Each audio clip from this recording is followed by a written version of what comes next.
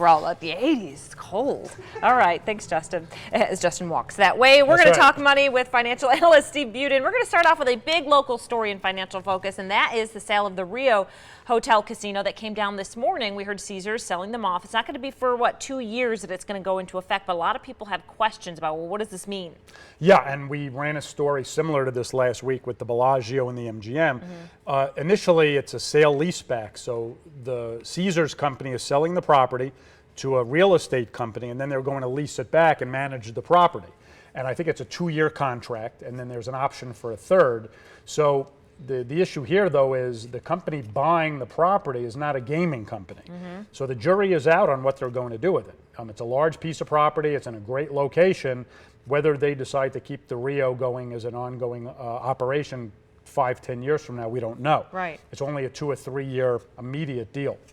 Now, do you know anything else about this company that bought them? Or Yeah, they're based out of New York City, but they're a general real estate firm. They basically invest in properties and they try to generate income for their members.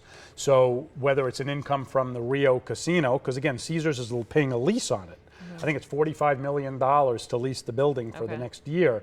But they do all kinds of different things, but they're not a gaming company. So it's a little bit different than some of the other deals. Yeah, really. So I had someone tweet me and say, well, what if I have reservation there? What does it mean for me? I'm like, I don't think anything. No, nothing will change. Right. Okay. Nothing changes. Well, let's talk about this. Sad news for Thomas Cook. They kind of folded, like literally, and that was it. Like if you took one of their airlines, and it's a British company, right, from the UK, if you took one of their airlines or anything, you're just kind of stuck where you are. So they're dealing with all that today. They just put up a memo on their Twitter, and that was it. Yeah, it could take up to a week to get everybody back to where they need to go. And I bring this up because we're an international destination, and you had mentioned that you've used them in the past, right? It was a Condor Airlines. It was a direct flight to London and back, and it was really affordable. It was like $750 round trip. Right. So anytime there's a travel issue, Vegas potentially could get affected, which is why I brought this up.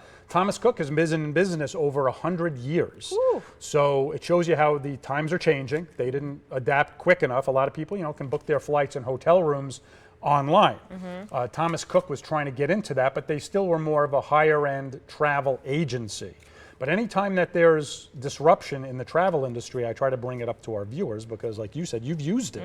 And I've seen the airports land at the airport. Yeah, I mean, I don't think they have flights every single day, but they have them like throughout the week, which a lot of people, and it's affordable. Right. That's a big deal. Right. All right, let's talk about the interest rates. They were cut last week, right? Yep, and every time this happens, up or down, I bring and remind the viewers of the good news, bad news here. The Federal Reserve cut interest rates, main interest rates, short-term interest rates by 0.25%. It's good news if you're a borrower because your auto loan rates and your credit card interest rates are going to go down.